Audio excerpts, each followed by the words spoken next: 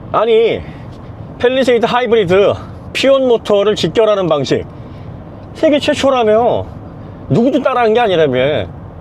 엄청난 기술이라며. 근데 연비가 11km 리터당 그거밖에 안 나온다면서? 아니, 이게 무슨 하이브리드야? 내연차도 그보다 요즘 많이 나오겠다. 이런 얘기 정말 많이 들었습니다. 저희가 TMED2 기술에 대한 해설을 좀 해드렸어요. 많은 분들이 의미 있는 댓글도 많이 달아주셨고, 모르는 걸 알게 됐다 이렇게 말씀하신 분도 계셨고. 근데 연비가 폭망인데 무슨 소리냐. 저희가 시승할 때 연비가 폭망이라니 말도 안 되는 댓글들이 달렸어. 이게 무슨 얘기지? 저희가 테스트할 때 일상적인 용도에서 딱히 전비 주행을 하지 않아도 4륜구동 기반 21인치 휠 타이어를 탑재한 상태에서 14 이상 보여줬거든요, 리터당. 그리고 아무리 편하게 타도 이게 좀처럼 13 정도에서 유지가 되고 그 이하로 잘 안 떨어지더라고요. 그런데 11이나 11도 안 나온다, 내연차보다도 못하다, 이런 지적이 나오는 거예요. 그래서 이게 또 무슨 일인가 하고 봤더니 몇몇 구독자가 많은 채널에서 시승기를 하면서 전비를 묘하게 또 노출을 했더라고요.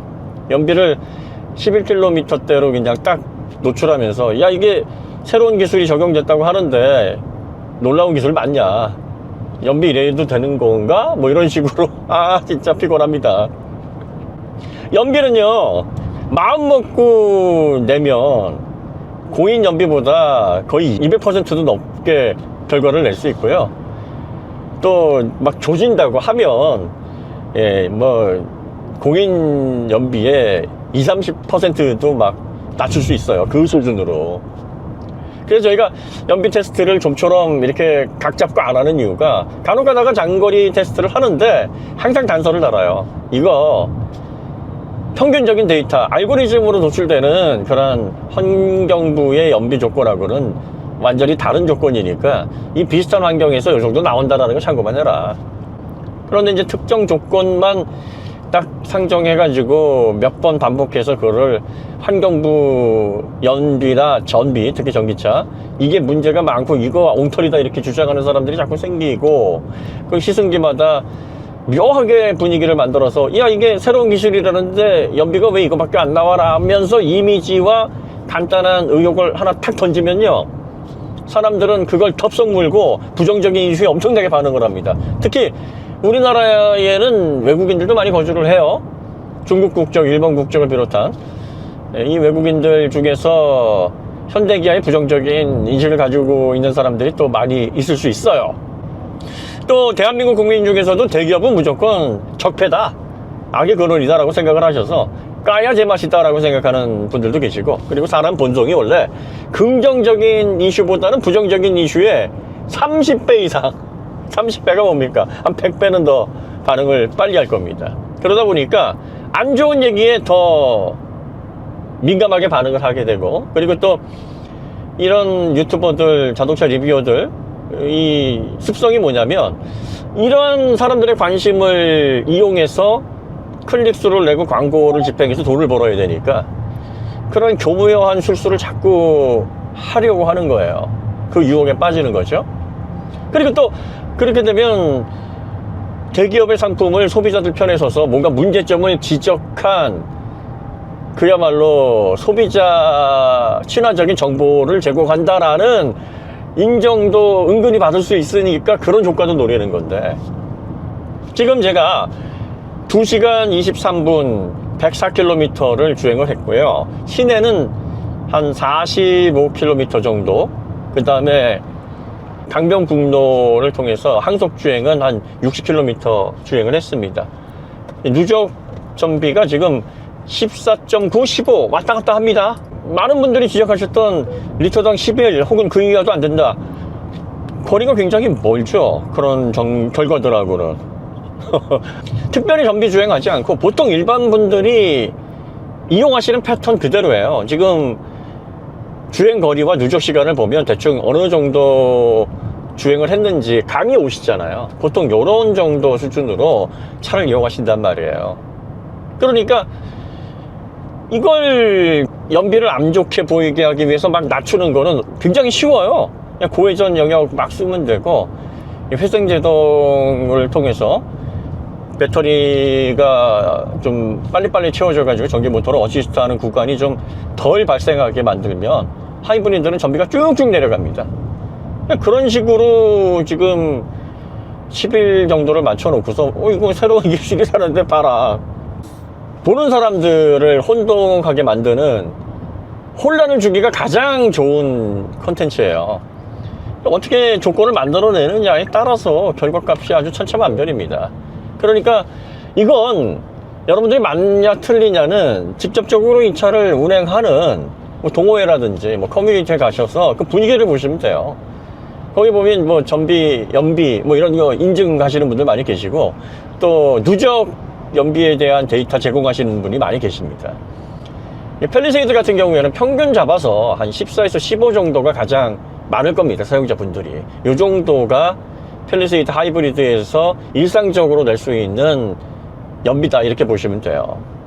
4륜구동에 21인치 휠 타이어를 탑재한 모델 기준으로. 그러면 전륜구동에 휠 타이어를 19인치로 낮추게 되면 더 좋아진다는 얘기죠. 한 16, 17, 뭐 18까지도 일상적으로 낼 수 있는 조건이 된다는 얘기입니다. 그리고 한 가지 유의하셔야 될 건, 지금 이 차가 출력이 무려 334마력입니다. 334마력 나오는 풀 하이브리드 모델이 여러분들 얼마나 된다고 보십니까? 출력을 계산하셔야 되고, 그 다음에 이 사이즈가 5.06m예요. 대한민국 기준으로 풀 사이즈입니다. 미국에서는 미들 사이즈지만, 더군다나 공차 중량이 2.2톤입니다. 휠 타이어는 21인치나 돼요.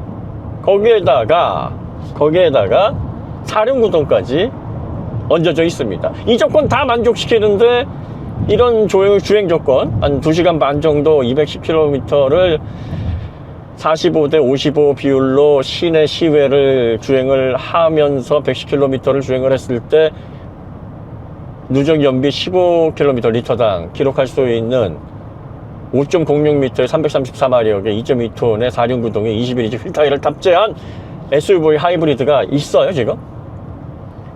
있습니까? 여러분들 한쪽만 대보세요. 제가 보기에는 이 조건에서 이런 연비를 내는 하이브리드가 이 차가 유일하지 않나 싶은데요. 연비라는 것은 다시 한번 말씀드리지만, 이거 가지고 뭐 20km도 넘게 만들 수 있고, 또 한 6, 7 그 이하로 내릴 수도 있고, 어떻게 조건을 만드느냐에 따라서 천차만별이에요. 그러니까 결과적으로는 시승자가 사용자의 조건에 맞게 그 환경을 잘 상정을 하고, 뭐 비교군, 뭐 변인 통제 이런 것들을 특정 시승기에서 완벽하게 할 수는 없지만, 최대한 상식적으로 그래, 이렇게 사용하는 걸 가정에서 내가 한번 운행을 해보겠다라고 해서 일정 구간을 운행을 해서 그 결과를 알려주고, 요걸 또 커뮤니티라든지 동호회에서 실제 차주의 결과와 비교를 해봐서 여러분들이 결론을 내리시면 된다. 그 인플루언서들, 유튜버들이 어떻게 하든 내가 올바른 말 하는 사람이고, 내가 대기업을 이렇게 속칭 덮어놓고 좋다고 칭찬하는 사람 아니고, 소비자분들이 정말 피해받을까봐 전전긍긍하면서 이렇게 사실을 알려주는 사람이다 라는 식의 교묘한 정보에 자꾸 속으시고, 그 사람들이 부정적인 이미지를 자꾸 주려고 하는 건 그게 활활 타올라서 조회수에 도움이 되기 때문에 잘못된 정보를 제공을 하는 겁니다. 팰리세이드 하이브리드 피어 모터 세계 최초의 직결 방식으로, 이렇게 되면 상시 발전을 하니까 배터리 자전 충전을 통해서 어시스트의 영역을 더 폭넓게 가져갈 수 있고요. 그리고 또 직결 방식이니까 출력 손실 없잖아요. ISG 모터 방식이라 그러면 이게 시동 모터에서 출력 조금 높여서 벨트로 걸리는 방식으로 붙으니까 아무래도 출력 손실서부터 합선 출력했을 때의 효과도 떨어지고, 마일드 하이브리드 48V 기반으로 해서 그렇게 걸어봤자 크게 효과가 없는 그런 방식을 이제 P1 모터로 직결을 해서, 그래서 P1, P2가 합산해서 어시스트 할 때는 좀 더 출력에 직접적인 영향을 주면서 시원시원한 가속도 느낄 수 있게 하고, 그리고 또 출력에 관여하지 않고 상시 발전으로 움직일 때는 1.65kWh 밖에 안 되는 배터리가 상시로 이렇게 충방전을 계속 반복하면서 전기 모터를 부지런히 움직여주면 이게 또 효율 구간에서 최대한 연비 및 성능 향상의 효과를 극대화시킬 수 있거든요. 그러니까 그런 방식을 이끌어낸 세계 최초의 방식이니까 연비 결과가 안 좋을 리가 없잖아요. 연비 결과가 안 좋게 막 보이게 하는 건 새로운 기술에 대해서 제대로 설명도 못하는 사람들이 오히려 소비자들에게 오해하게 만들고 부정적인 이슈를 만들어서 좋은 기술임에도 불구하고 그보다 못한 기술이 더 좋은 기술인 것처럼 착각해서 엉뚱한 차를 집게 만드는 아주 파렴치한 행동이라는 겁니다. 이 자동차 같은 경우에는 집 다음으로 큰 지출이고 또 우리의 생명과 안전, 재산을 지켜야 되는 소비재니까 여러분들이 실질적으로 우리가 문명사회에서 가장 복지와 혜택을 누리는 그러한 도구란 말이에요. 그러니까 기술력에 있어서 가장 업계를 선도하면서 상품성이 좋은 걸 소비자들이 자꾸 알아보고 그걸 사줘야 됩니다. 그래야지 그런 기술력으로 업계를 선도하는 그런 기업들이 계속 성장해서 좋은 제품들을 계속 업데이트해 나갈 수 있는 건데 엉뚱한 거 자꾸 집계하고 기술도 안 되는 허접 그런 상품성을 가지고 있는 그야말로 실력은 없으면서 야심만 큰 그런 멍청이들이 만든 제품들을 자꾸 소비자들이 소비를 하시게 되면 본인도 손해지만 엉뚱한 흙탕물의 흐름이 막 생겨버려서 전체 생태계를 파괴합니다. 그러면 결과적으로 산업은 후퇴하게 돼 있어요. 자, 이제 다음 날이 됐습니다. 그래서 주행 데이터를 조금 더 모아보기 위해서 주행을 하고 있어요. 현재까지는 215km를 주행을 했고 시간은 5시간 42분. 시간이 조금 더 많이 증가를 했죠. 어제에 비해서 1시간 정도를 좀 차에서 대기를 해봤습니다. 하이브리드는 배터리가 있을 때는 시동을 끄고 또 배터리가 소모가 됐을 때는 시동을 걸고 요걸 계속 반복을 하죠.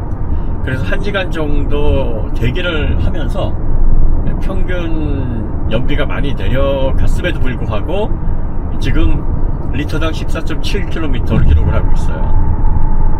그리고 나서 이제 남아있는 주행거리랑 합산을 해보면 999km를 총 주행할 수 있다 이렇게 나옵니다.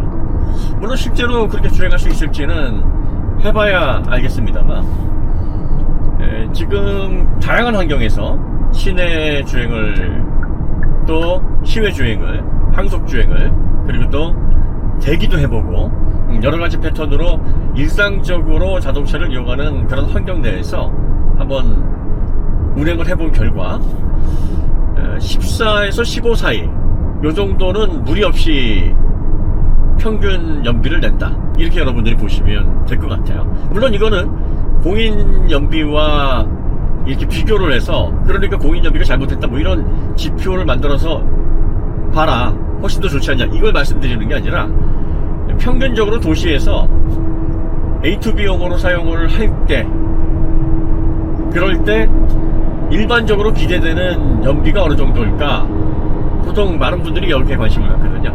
그래서 너무 무리하게 스포츠 주행하지 않고 적당하게 자동차 흐름에 맞춰서 도로의 상황에 맞춰서 일상적인 용도로 사용했을 때 한 14 정도는 그래도 기대할 수 있다 뭐 이렇게 여러분들이 예상을 하시면 될 거예요. 자, 이제 종합을 해보겠습니다. 총 거리는 268km를 주행을 했고요. 주행시간은 6시간 24분 그리고 최종 연비는 리터당 15.2가 나왔고요. 합산해서 갈 수 있는 거리가 997 아까 999였는데 얼마 차이 안 납니다. 그러니까 뭐 900km 정도는 주유한 이후에 충분히 갈 수가 있다라는 결론이 나오네요. 자, 이 정도면은요 전장 5.06m 국내 기준으로 풀사이즈죠. 공차 중량 2.2톤이 살짝 넘어가고요 334마력이에요 플러그인 하이브리드는 모터가 좀 강력하게 들어가기 때문에 이보다 높은 출력의 플러그인 하이브리드가 꽤 있습니다만 풀 하이브리드 기준으로 보면 2.5T 플러스 하이브리드의 조합으로 334마력을 내는 차는 드물어요. 그러니까 상당히 높은 출력을 내는 겁니다. 거기에 4륜 구동이 여기 걸려 있습니다. 21인치 휠 타이어를 갖추고 있어요. 그런데 시내 기준으로 약 35%, 그리고 항속주행이 가능한 강변북로 임진각을 돌아서 오는 그 코스가 한 65%, 그리고 1시간 동안 시동이 걸렸다가 멈췄다가 걸렸다가 멈췄다가를 반복하는 대기, 요걸 다 합쳐서 15.2 연비가 나왔다라는 게 어떻습니까? 충분히 괜찮지 않습니까?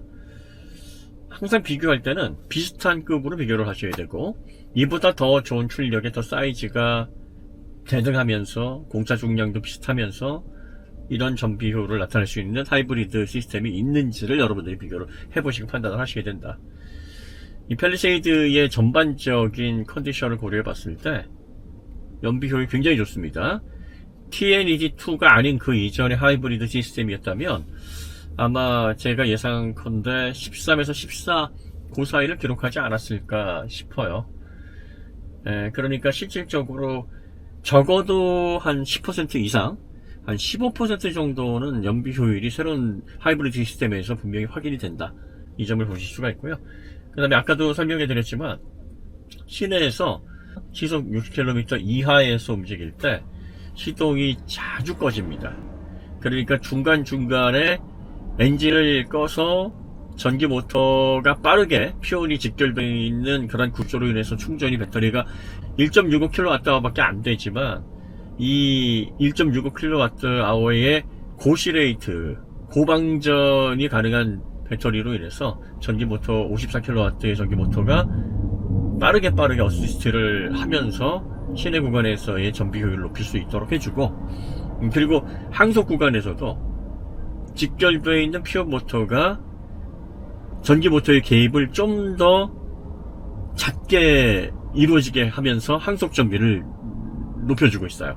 그러니까 전반적으로 그 이전의 시스템에 비해서 정확하게 15%다 뭐 이렇게 말씀드리는 게 아니라 실질적으로 운행을 해본 결과 약 그 정도의 체감적인 연비 향상이 보이는 것 같다라는 말씀을 드려봅니다. 네. 그러면 팰리세이드 하이브리드 관련해서 연비 테스트 이 정도에서 마무리하도록 하겠습니다. 다음에 더 좋은 콘텐츠를 찾아뵙겠습니다. 감사합니다.